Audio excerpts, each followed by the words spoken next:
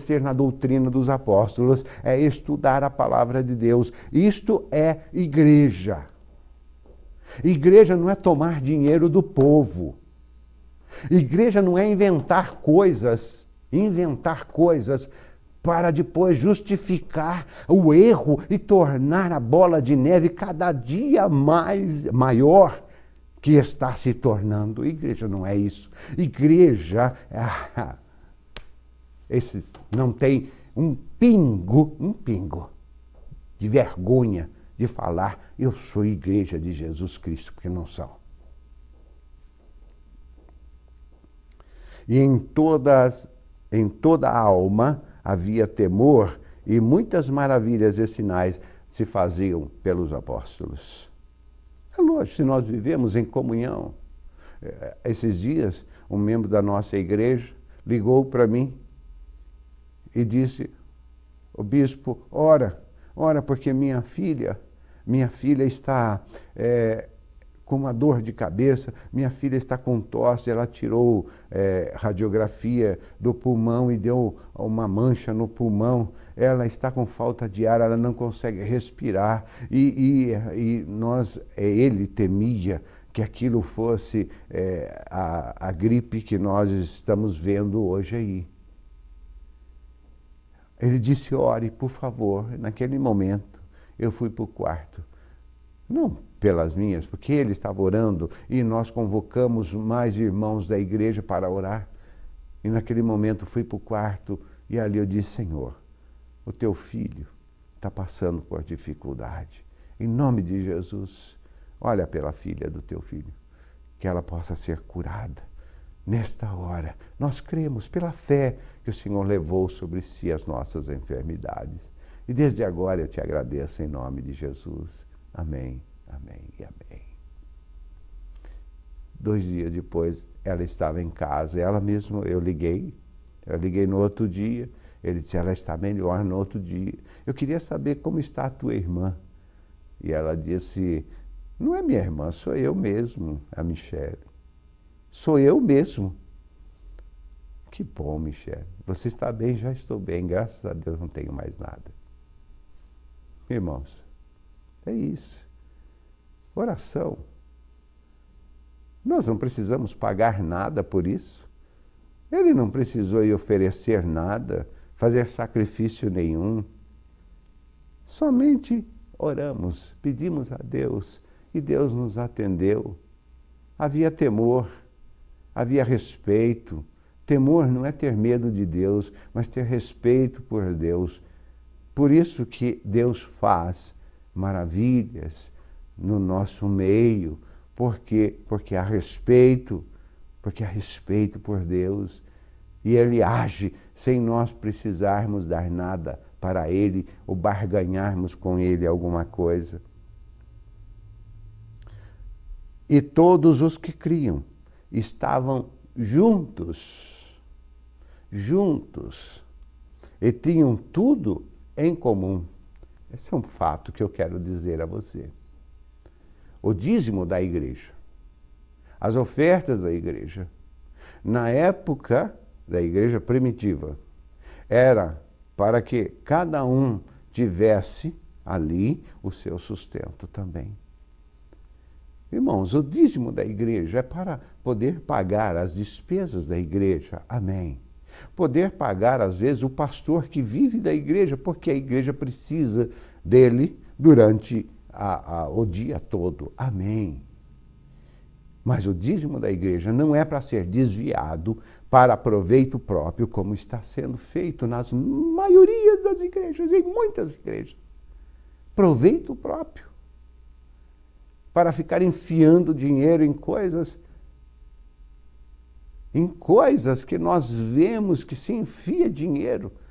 Há tempos atrás, já uma igreja foi interrogada a este respeito, que os seus líderes estão lá nos Estados Unidos, nem sei se estão lá mais, há pouca vergonha, estão lá nos Estados Unidos, pagando pena, porque levaram dinheiro a mais. E depois ficam se fazendo de santinho e ficam se fazendo de perseguidos. O problema é esse. É igual agora.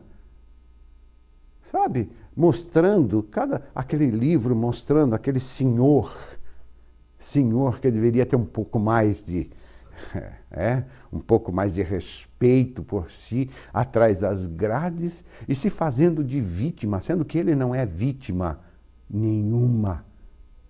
Ele não é vítima nenhuma, não. A vergonha que eles hoje estão expondo à Igreja de Jesus Cristo, eles vão ter que pagar. Falsos profetas, falsas igrejas, falsos apóstolos, falsos pastores, falsos mestres, todos falsos. Vergonhosa atitude destes homens que agora querem justificar coisas que não se justificam mais. E o povo vai. Ah, coitado. Ah, coitado. Judeu está sendo perseguido. Está sendo perseguido nada. Você já viu um vídeo onde ensina-se tomar dinheiro do povo? E vai, o povo vai. Quantos não vieram me procurar? Muitos vieram me procurar, dizendo, olha, eu estou em tal igreja, e esta igreja me tomou isso, me tomou aquilo, diz que se eu não fizer um tal propósito, eu não vou conseguir o que eu preciso, e eu dei tudo, eu dei dinheiro que eu compro remédio, eu dei dinheiro que eu pago aluguel, eu dei até sofá da minha casa, eu dei fogão, eu dei o meu carro, e dei tudo, e estou aqui agora sem nada, passando uma dificuldade. Aí foram, falei, minha irmã, você sabe, está errado, não está errado? Está errado. Então por que você vai lá? Por que você vai lá? Procura uma igreja honesta, procura uma igreja onde prega a palavra de Deus, onde se vive em comunidade, onde o dinheiro arrecadado pelo dízimo e oferta são expostos. Vê se essas igrejas expõem ali o seu orçamento, vê se essas igrejas expõem ali o seu balancete, vê se essas igrejas expõem ali aquilo que gastou, aquilo que investiu. Expõe nada. Aquilo que pagou, expõe nada. Por quê? Porque, logicamente, se expor, vai expor ao ridículo e vão perder. Expõe nada. Então, nós vemos aqui que existe falsos, e como existe, falsos apóstolos, falsos profetas, falsos mestres. Isso me deixa triste demais.